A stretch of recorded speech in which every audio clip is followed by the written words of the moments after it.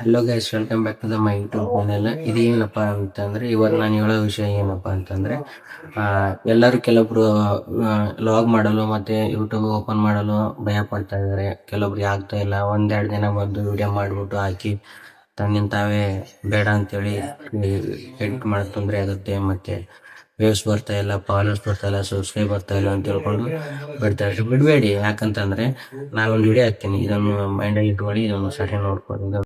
ಇದು ಆವಾಗಿನ ಡಾಕ್ಟರ್ಗಳು, ಇದು ಇವಾಗಿನ ಡಾಕ್ಟರ್ಗಳು, ಮತ್ತೆ ಇದು ಆವಾಗಿನ ಶ್ಯಾಮ್ ಸಮೀರ್, ಮತ್ತೆ ಇವಾಗಿನ ಶ್ಯಾಮ್ ಸಮೀರ್.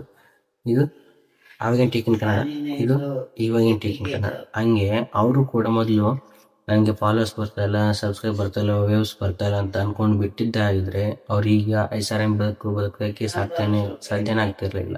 ಅದಕ್ಕೋಸ್ಕರ ಎಲ್ಲರೂ ನಾವು ಏನು ಥಿಂಕ್ ಮಾಡ್ಬೇಕಂತಂದ್ರೆ, ನಾವು ಕೂಡ ಕ್ರಿಯೇಟರ್ ಆಗಬೇಕು. ನಾನು ಮತ್ತೆ ಬೆಳಿಬೇಕು. ನಾನು ಡೈಲಿ ದಿನಕ್ಕೆ ಒಂದಾಗಲಿ ಎರಡಾಗಲಿ, ನಿಂಗೆ ಆಗಲಿಲ್ಲ 2 ದಿನಕ್ಕೆ ಒಂದಾಗಲಿ, ಇಷ್ಟ ಒಂದೊಂದು ದಿನಕ್ಕೆ ಪೋಸ್ಟ್ ಮಾಡ್ಕೊಂಡು ಹೋಗ್ರಿ. ಏನಾಗಲಿ, ನಾಳೆ ಒಂದಿನ ನೀನು ಕೂಡ ರೀಚ್ ಆಗಿ ಆಗ್ತೀಯ. ನೀನು ಒಂದು ಮೆಟ್ಟಿಗೆ ಬೆಳಿತಿ. ಅದೇ ರೀತಿ ನಾನು ಕೂಡ ಬೆಳೆಯೋಕೆ ಇಷ್ಟಪಡ್ತೀನಿ.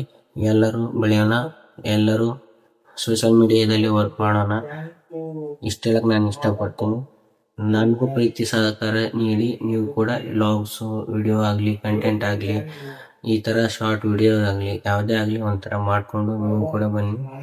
ಹಾಗೆ ನನಗೂ ಕೂಡ ಸಬ್ಸ್ಕ್ರೈಬ್ ಮಾಡಿ, ಫಾಲೋ ಮಾಡಿ, ಶೇರ್ ಮಾಡಿ. ನಾನು ಕೂಡ ಬೆಳೆಸಿ, ನಾನು ಅವ್ರ ಥರ doctor Shyam Sameer, SMR, take it Kannada ಅವ್ರ ಥರ ಆಗ್ಬೇಕನ್ನೋ ನನಗೊಂದು ಆಸೆ ಇದೆ. ಬಟ್ ಇದು ನಾನು ಕೂಡ ಇವಾಗ ಮೊದಲೇ ಹೆಚ್ಚು ಇಟ್ಟಿದ್ದೀನಿ.